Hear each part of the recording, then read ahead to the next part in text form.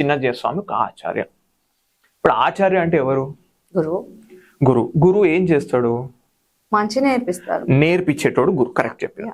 ఆచినోతి శాస్త్రాన్ని స్వయం ఆచరతి అంటే ఈయన స్వయంగా నేర్చుకున్నాడు, తర్వాత నేర్పిస్తాడు. ఇప్పుడు నేర్చుకోవడం నేర్పించేటోళ్ళు మస్తు మంది ఉన్నారు లోకంలో. నేర్చుకొని నేర్పించేటోడు గురువు. చిన్నజీయర్ అనే వ్యక్తి రామానుజ శ్రీ భాష్యం కూడా నేర్చుకోలేదు. ఆయన రామానుజాచార్య రాసిన భగవద్గీత భాష్యం చదవలేదు. ఆయన వేదాంత దేశికలు వాళ్ళు ఎవరు ఏం రాసినా నీకు ఏం సంబంధం లేదు. ఈయన చదవకుండానే ఒక స్థానంలో కూర్చున్నాడు. ఎందుకంటే వాళ్ళ ఫ్యామిలీలో అది వస్తుంది కాబట్టి అలా తాతగారి నుంచి ఈయనకు వచ్చింది, అలా వచ్చింది. పెద్ద జీయర్ నుంచి చిన్న జీయర్కి వచ్చింది. అంతేగాని వీళ్ళెప్పుడు వాళ్ళ రామానుజాచార్య ఏం రాసినాడు అనేది ఒక 100 మందికి వీళ్ళ తాతైనా ఈయనైనా నేర్పినట్టు ఎక్కడ లేదు. ఇప్పుడు వీళ్ళ ఆశ్రమం ఉన్నది. ఆశ్రమంలో ఏం జరగాలి? ఆశ్రమంలో అధ్యాపన జరగాలి. సరే, ఆ వేద పాఠశాల నడిపిస్తారు. ఓకే. ఇప్పుడు మీరు రామానుజాచార్య రాసింది ఏం ముందుకు తీసుకుపోతారు? విగ్రహం కట్టిరు 1500 కోట్లు.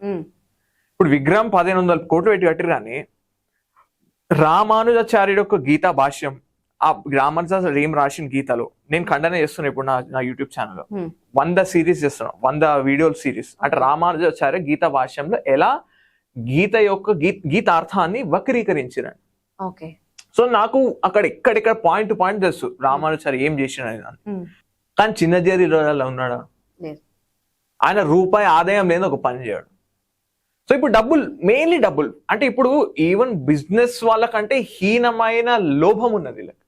సో ఇప్పుడు ఏమైనా మాట డొనేషన్. ఎందుకు అంతంత డొనేషన్? ఇప్పుడు మీ రామానుజాచార్య రాసిన భాష నేర్పినికి మీకు ఎంత డబ్బు కావాలి? నెలకు ₹1,00,000 ఉంటే సరే, 2 లక్షలు 3 లక్షలు. వీళ్ళ రిక్వైర్మెంట్ ఎంత ఉంది ఆశ్రమంలో? నెలకి 3-4 కోట్ల రిక్వైర్మెంట్ ఉంది.